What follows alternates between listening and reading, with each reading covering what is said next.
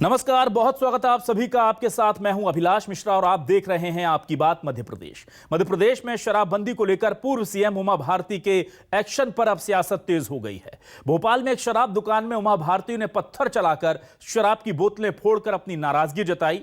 इसके लिए उनका अपना तर्क है।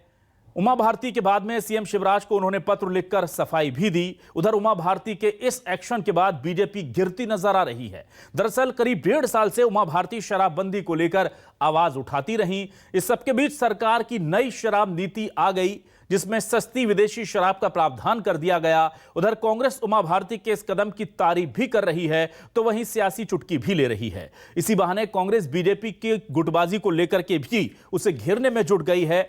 लेकिन क्या उमा भारती का ये जो पत्थर वाला मामला है, पत्थर चलाकर के शराब फोड़ना, ये सिर्फ उनकी नाराजगी है या इसके पीछे कोई और वजह भी है? इसी पर करेंगे आज आपकी बात।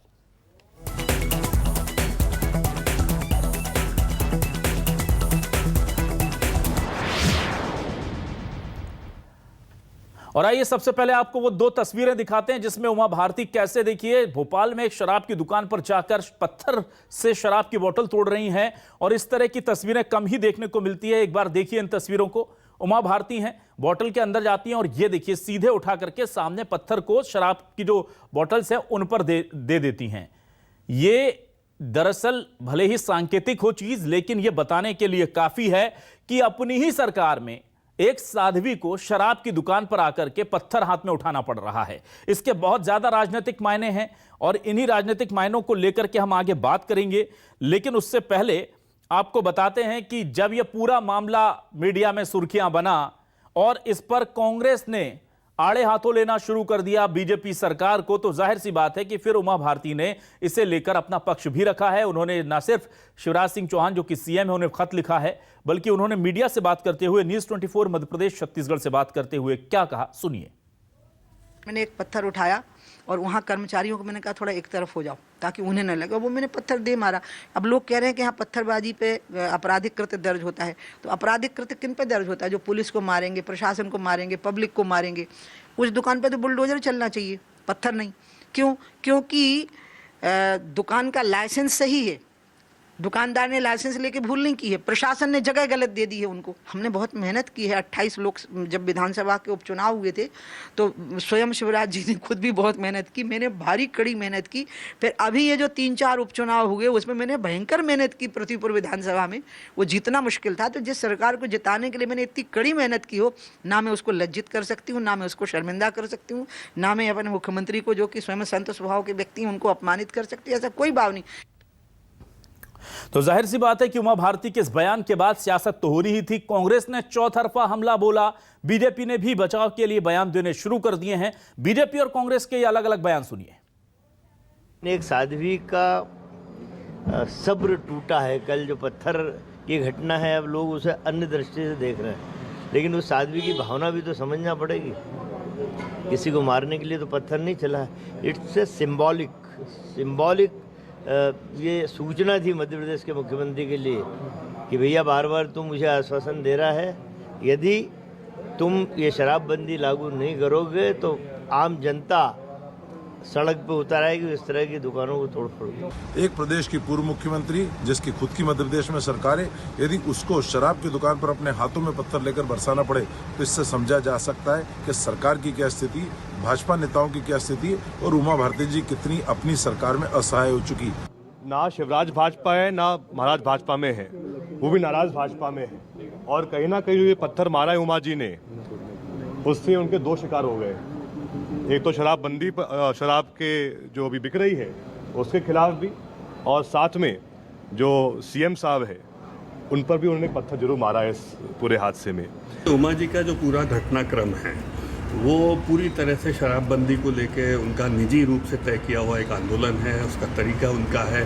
और पूरे आंदोलन को लेके वो अपने बारे में बता भी रही हैं कि उन्होंने यदि कोई बात करी, कोई फैसला लिया तो क्यों लिया।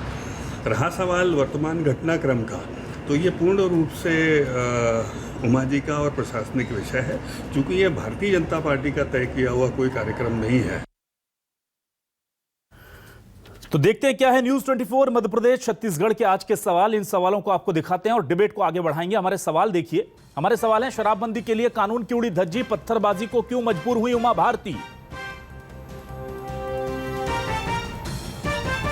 सरकार की नीति के सामने दीदी लाचार, एक पत्थर से क्या कर दिए दो शिकार, यह कहा जा रहा है। खुद जयवर्धन सिंह ये बात कह रहे हैं। उमा भारती के तरीके पर वार, कांग्रेस ने पूछा पत्थरबाजी पर क्या एक्शन लेगी सरकार।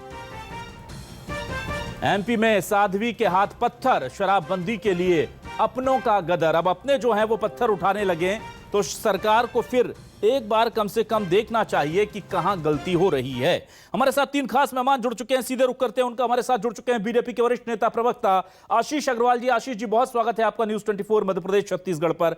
कांग्रेस से वरिष्ठ नेता विधायक विनय सक्सेना जी हमारे साथ जुड़े हुए हैं। विनय जी, स्वागत करता हूं आपका इस डिबेट में। और आज हमने समाज सेवी नम्रता सावंत जी को भी इन्वाइट किया है। नम्रता जी, बहुत स्वागत है आपका न्यूज 24 मध्य प्रदेश छत्तीसगढ़ पर। सबसे पहले मैं आता हूं नम्रता जी, आपसे जानना चाहता हूं, सरकार में एक तरफ साध्वी कह रही हैं, चाहे वो साध्वी उमा भारती हो या साध्वी जो कि सांसद हैं भोपाल की प्रज्ञा जी, वो कह चुकी हैं कि शराबबंदी होनी चाहिए। और उधर शराब नीति आती है नई जो कहती है कि शराब ज्यादा पीजिए, सस्ती लीजिए, दूर तक मत जाइए, स्टेशन से ले लीजिए, मॉल से ले लीजिए। कैसे देखते हैं आप सरकार के इस कदम को और उमा भारती के इस एक्शन को?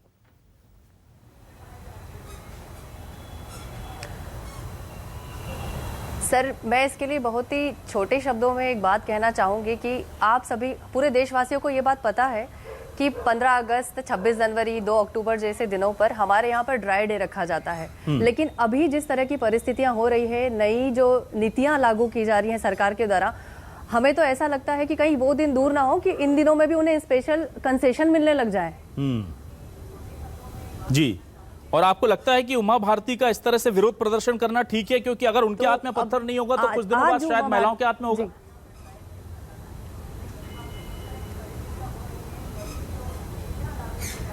देखिए, इस वक्त अगर उमा भारती जी ने ये कदम उठाया है तो मैं इसे पार्टी से परे एक महिला के रूप में देख रही हूँ कि किस तरह से महिलाएं जो है वो नशाखोरी की वजह से परेशान हैं। आज एक घर में यदि एक पुरुष नशा करके आता है तो वो सिर्फ पुरुष नशा नहीं करता है, उसका पूरा परिवार जो है उस नशे की वजह से सफ़र करता है। उसकी बेटियां, उसके बच्चे, उसकी बीवी, सभी लोगों को उसका सामना करना पड़ता है।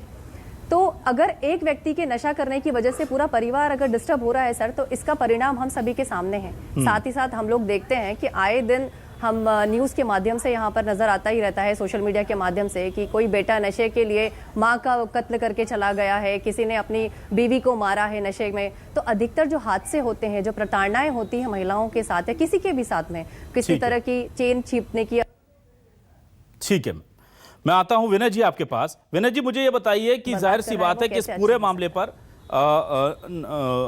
कहीं ना कहीं सरकार घिर गई है। तो जो कहा जा रहा था कि ये पत्थर सिर्फ शराब की दुकान पर नहीं है बल्कि सरकार की नीतियों पर भी है, कैसे देखते हैं आप?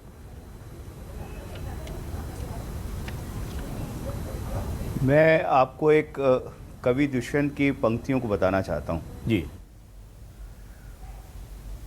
कि कौन कहता है कि आसमां में सुराख हो नहीं सकता, कौन कहता है आसमां में सुराख हो नहीं सकता, एक पत्थर तो दिल से उछालो यारो। ये जो बहुत दिनों से मध्य प्रदेश की जनता की पीड़ा, उमा जी की पीड़ा, इवन मध्य प्रदेश के समझदार पढ़े लिखे वर्ग की और महिलाओं की खासतौर महिला शक्ति की एक जो पीड़ा थी, वो इसी बात के लिए है कि मध्य प्रदेश में जो सरकार की नीतियाँ चल रही हैं कि घर घर शराब बेचो, अब तो घर की भी अनुमति देने लगे। आपने सुना होगा नई नीति में अब तो घर में भी आप चाहो तो शराब रख के बेच सकते हो। तो इस तरह से आप क्या करना चाहते हो? एक तरफ आप कहते हो कि मध्य प्रदेश की जो अर्थव्यवस्था है 5 ट्रिलियन की होगी, इस बजट में दिया हुआ है। एक तरफ आज मुख्यमंत्री ये कह रहे थे पैसे की कोई कमी नहीं है, हमको कोई ऐसी परेशानी नहीं है, हम जो भी चाहे हमारे पास बहुत राशि है। और दूसरी तरफ आप शराब बेचना आपकी इतनी बड़ी मजबूरी बन गई है कि आप उसको छुपा के नहीं बेच रहे। एक तरफ आप लिखते हो कि 18 साल के नीचे के बच्चों को आप दुकान से शराब नहीं दोगे, सिगरेट और पान नहीं खरीदना चाहिए, और दूसरी तरफ सरकार जो है घर घर में शराब बेच के घर घर शराब की डिलीवरी तक की बातें करने लगी। आप देखिए सरकार की कथनी और करनी में जो अंतर है। इन सब खराब नीतियों के लिए, मध्य प्रदेश की संस्कृति को बचाने के लिए ये पत्थर उछाला गया है। और ये पत्थर सिर्फ उमा भारती जी का नहीं है, मुझे लगता है मध्य प्रदेश की महिलाओं की, मध्य प्रदेश की जो आम वर्ग इससे परेशान है कि एक व्यक्ति जो दैनिक वेतनभोगी है, जो दैनिक कमाता है 100-150 रुपये कमाता है, 300 रुपये कमाता है, और उसमें से 100 रुपए की रोज शराब पी के जब वो घर लौटता है, ये उन सबकी पीड़ा है। दूसरी एक पीड़ा ये है कि मध्य प्रदेश में चाहे कलेक्टर हो चाहे एसपी हो, हर व्यक्ति असहाय नजर आता है शराब दुकानों के मामले में। आप देखिए शहर में जहां जहां भी शराब दुकानें हैं, इवन जबलपुर ले लें, भोपाल ले लें, जिस ढंग से आहते बना दिए गए, खुलेआम शराब के छलकती रहती है बाहर तक, और ठेलों तक में आजू बाजू शराब दुकानों को शराब बिकती रहती है।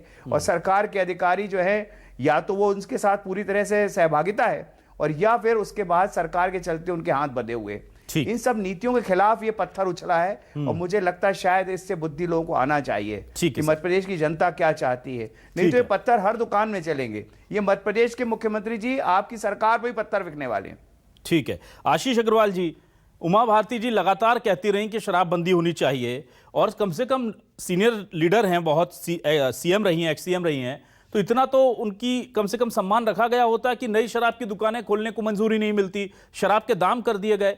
ऐसा लग रहा था कि वो जो मांग कर रही है उसके उल्टा सरकार कर रही है। और ऐसे में अब उमा भारती चूंकि बोल चुकी हैं, और जाहिर सी बात है वो अपनी बात को लेकर अड़िग रहने वाली महिला हैं, जुझारू महिला हैं, तो वो क्या करेंगी ऐसी नेत्री? फिर उनके पास यही विकल्प छोड़ दिया जाता है। जी, आप बड़े मूर्धन्य पत्रकार हैं। मुझे लगता है कहीं ना कहीं रिसर्च में मिस्टेक है। भारतीय जनता पार्टी के शासनकाल में सन 2011 के बाद से कोई भी नई शराब की दुकान नहीं खुली है, अपितु 2011 के बाद 78 दुकानें कम भी हुई हैं। और वर्तमान में भी जो अभी नई शराब की नीति आई, उसमें कोई नई शराब की दुकान खोलने का प्रस्ताव नहीं है। अभी मैं आदरणीय विनय जी को भी सुन रहा था, उन्होंने बोला कि घर घर शराब बेचने की परमिशन, ये भी बिल्कुल गलत है। उनकी कुछ अध्ययन में कमी है, और ना ही घर की होम डिलीवरी अभी वर्तमान शराब नीति में मंजूर की गई है। Point number 1। मैं अपने कांग्रेसी मित्र को सुन रहा था, तो मुझे सबसे पहले तो लगता है कि उनको बधाई देनी चाहिए कि लोकतंत्र में एक बार परिवारवाद की दोबारा जीत हुई, यानी कि श्रीमती गांधी दोबारा से कांग्रेस की अध्यक्ष बनी रहेंगी, और यानी कि कांग्रेस विदाउट चेयरमैन ने वापस से अपनी श्रीमती गांधी को अध्यक्ष बनाने का निर्णय स्वीकार किया है। मेरे कांग्रेसी मित्र अपने टूटन से फूटन से इतने परेशान हो चुके हैं, ये दोहरा चरित्र अपना के आज भारतीय जनता पार्टी पे शराबबंदी की बात कर रहे हैं। तो कांग्रेस मध्य प्रदेश के अलावा, चूंकि मध्य प्रदेश में तो 15 महीने के बाद इनको जनता ने स्वीकारा नहीं, अब दूसरे भी राज्यों में है, तो छत्तीसगढ़ में क्यों वहां पे सस्ती शराब बिक रही है, राजस्थान में क्यों मध्य प्रदेश के मुकाबले सस्ती शराब है, महाराष्ट्र में क्यों नहीं शराबबंदी करा देते? तो सबसे पहले आपको अपना मॉडल बताना पड़ेगा कि आपका शराबबंदी का मॉडल क्या है। इस तरीके से झूठ मूठ की बातें करने से काम नहीं होगा। सिर्फ 1 मिनट लूंगा। 15 महीने की कमलनाथ सरकार ने सिर्फ एक चीज पे ध्यान केंद्रित करा था कि ये अपनी शराब नीति कैसे लाए। उमंग सिंगार ने कहा था कि सरकार को पर्दे के पीछे से चलाने वाले दिग्विजय सिंह स्वयं शराब माफिया हैं। ये जब सरकार में आए तो उन्होंने 3000 दुकानें खोलने का प्रस्ताव पारित कर दिया था। इनके स्वयं सहयोगियों ने, जो कैबिनेट के मंत्री थे, उन्होंने महिलाओं के लिए एक अलग से आहता खोलने पे आपत्ति उठाई थी। तो ये कम से कम हमें ज्ञान नहीं दे। देखिए अभिलाष जी, ये जो द्वंद्व है उमा भारती जी का और शिवराज सिंह जी चौहान की भावनाओं का और व्यवहारिकता का, ये हर व्यक्ति अपने जीवन में जीता है, दिमाग और दिल। माननीय उमा भारती जी एक माँ है, एक बेटी है, एक बहन है, एक महिला है, और वो इस दृष्टि से जब समाज को देखती है तो उनको लगता है कि शराब बंद होनी चाहिए, यानी कि वो दिल से सोच रही हैं। और जब दिमाग से आप सोचते हैं तो दिमाग से ऐसा समझ में आता है कि जब तक समाज में नशे की लत है, नशा रहेगा, चाहे अवैधानिक रूप से हो या वैधानिक रूप से। आप जैसे ही शराबबंदी करेंगे तो सीमावर्ती राज्यों से ट्रैफिकिंग शुरू हो जाएगी। क्यों हो जाएगी सर? आपके उद्योग प्रारंभ हो जाएंगे। आपको अपने महकमे पे भरोसा नहीं है क्या आशीष जी? क्यों हो जाएगी? आप तो पहले ही उनको फ्री हैंड दे रहे हैं। अभिलाष जी, ये व्यवहारिकता है, और व्यवहारिकता नहीं चलेंगे तो काम नहीं चलेगा। इसलिए भारतीय जनता पार्टी की बड़ी स्पष्ट शराब नीति है कि हम मध्य प्रदेश की जनता को स्वच्छ, सुरक्षित और वैधानिक रूप से शराब उपलब्ध कराना चाहते हैं, ताकि शराब की ट्रैफिकिंग, नकली शराब के उद्योग बंद हो, परंतु समाज से शराब की लत दूर हो। इसके लिए सामाजिक चेतना के अभियान बढ़े। आदरणीय उमा भारती जी, जो हमारी वरिष्ठतम नेताओं में से एक है, वो आगे बढ़े। उनके साथ भारतीय जनता पार्टी का हर कार्यकर्ता आगे बढ़ेगा। चलिए ठीक है आशीष जी, आपके सारे पॉइंट में एक्सेप्ट करता हूं। नहीं करता हूं, आशीष जी, स्पष्ट मानता हूं। आपके पॉइंट में एक्सेप्ट करता हूं। उमा भारती ने जब उन्होंने ये पत्थर फेंका था तो मैं उनके वक्तव्य और उनकी पीड़ा को देख रहा था बहुत नजदीकी से। उन्होंने साफ तौर पर कहा कि मैंने इस दुकान पर जाकर पत्थर इसलिए फेंका है क्योंकि इस दुकान के पास शराबी घूमते रहते हैं, हमारी बेटियों का उस सड़क से निकलना मुश्किल होता है, वहां पर महिलाओं के सामने लोग गंदी हरकतें करते हैं और इसीलिए उस जगह पर तो शराब की दुकान होनी ही नहीं चाहिए। भोपाल के अंदर की बात है सर ये। अब यहां पर व्यवहारिकता की बात कर रहा हूं, यहां पर आप ही के सरकार के नियम की बात कर रहा हूं। आप बेचिए सर, आपको बेचना है आप बेचिए, पर कम से कम जो चीजें आपने लिखित में दी हुई हैं उनका तो पालन कीजिए। या आप बोलिए कि उमा जी झूठ बोल रही हैं, उमा जी गलत बोल रही हैं, ये दुकान हमारी बाहर है उस लिमिटेशन से जो हमने दी हुई है छूट। दोनों जगह तो आप सच नहीं हो सकते ना सर।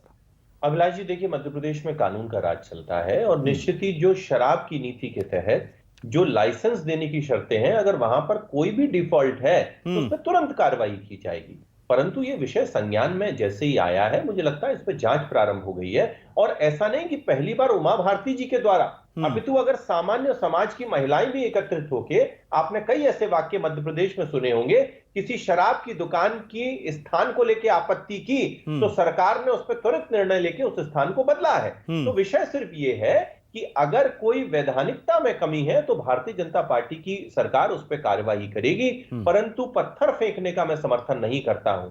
और क्योंकि वो स्वयं शराब लाइसेंसी आपने देखा होगा वहां खड़ा होके, शायद वो स्वयं उमा भारती जी के निर्णय से संतुष्ट था कि वो शराब की वो पत्थर फेंके, इसलिए भारतीय जनता पार्टी की सरकार उस पर कोई कार्रवाई करने के लिए बाध्य नहीं है। अगर कोई किसी भी तरीके की शिकायत होगी तो सरकार पूरे नियम कायदे के अनुसार उस पर आगे बढ़ेगी।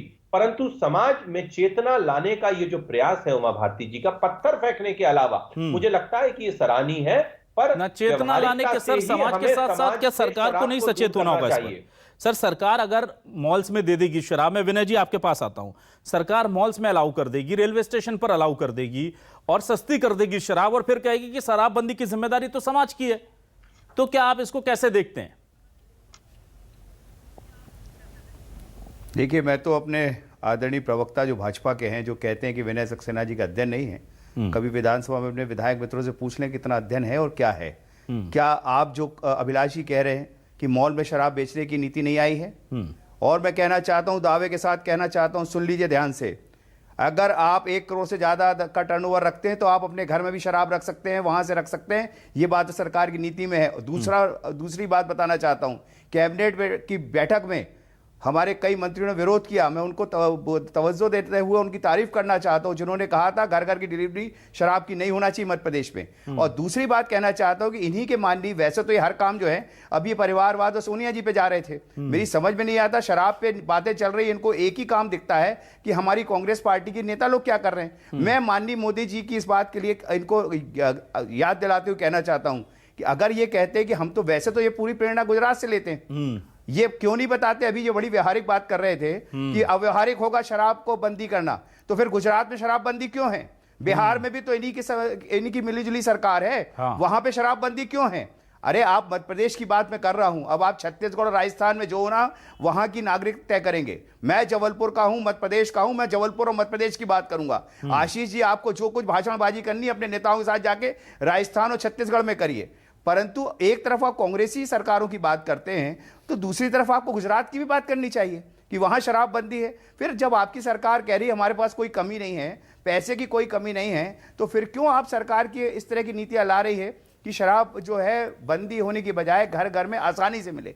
हमारे युवा जो पीढ़ी है और हमारी जो, चाहे वो छात्र हो चाहे छात्राएं हों, उनको जब देखेगा कि कोई चीज बड़ी आसानी से कोई चीज उपलब्ध होने लगेगी तो उसका असर मानसिक रूप से होता है। हमारे जो बच्चे नाबालिग हैं उन पे भी उसका दुष्प्रचार होता है, जिस तरह से विज्ञापन आते हैं, ये सब चीजें देखने सोचने की। विनय जी, एक सवाल मेरा कांग्रेस से भी है, करने वाली पार्टी अब व्यवहारिकता। एक सवाल विनय जी मेरा कांग्रेस से, आप देखिए जितनी संजीदगी से इस पूरे मुद्दे को उठा रहे हैं और जितनी संजीदगी से, संवेदनशीलता से इसके पूरे पक्ष रख रहे हैं, मैं यहां पर बयान चला रहा हूं, वैसे तो उन्हें कानून हाथ में नहीं लेना था, ये नरेंद्र सलूजा जी कह रहे हैं।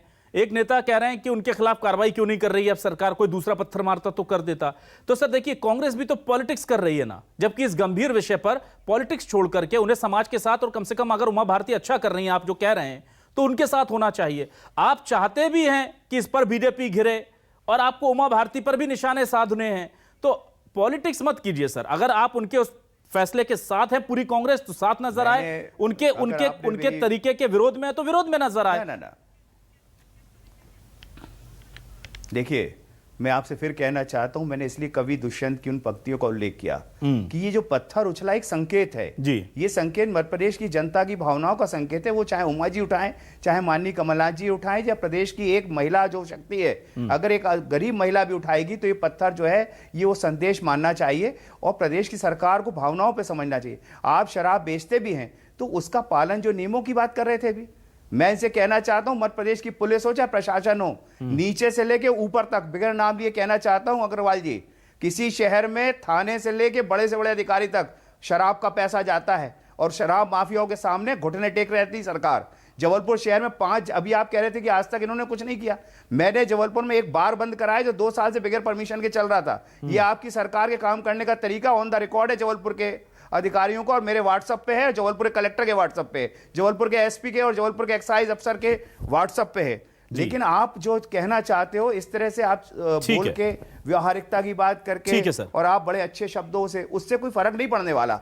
मध्य प्रदेश की जनता क्या चाहती ये ज्यादा महत्वपूर्ण है। नम्रता जी आपके पास आता हूं। नम्रता जी मुझे बताइए कि जब उमा भारती जैसी कोई नेत्री पार्टी लाइन के विपरीत जाकर के इतना बड़ा कदम उठाती है कि वो आकर के पत्थर मारती है और दिखाती है कि मैं जो सोचती हूं वो सही सोचती हूं, समाज के लिए ठीक है, हो सकता है मेरी सरकार के लिए ठीक ना हो पर मेरे प्रदेश के लिए, मेरे देश के लिए, मेरे समाज के लिए ये ठीक है, और कांग्रेस उस पर, उमा भारती पर कार्रवाई करने की मांग कर देती है, तो आपको लगता नहीं है कि कम से कम ऐसे मसलों पर सियासत ना हो? अगर लोग, जनता उमा भारती के साथ खड़ी है तो कांग्रेस को भी पूरे तरीके से खड़े होना चाहिए। हम देख रहे थे कि बीजेपी के नेता कुछ बोलते, उससे पहले कांग्रेस के नेताओं ने उमा भारती पर जो है वो तरह तरह के आरोप लगाने शुरू कर दिए कि पत्थरबाजी की है, इन पर कानूनी डंडा चले, इन पर कार्रवाई हो, तमाम चीजें बात होती। कैसे देखती हैं?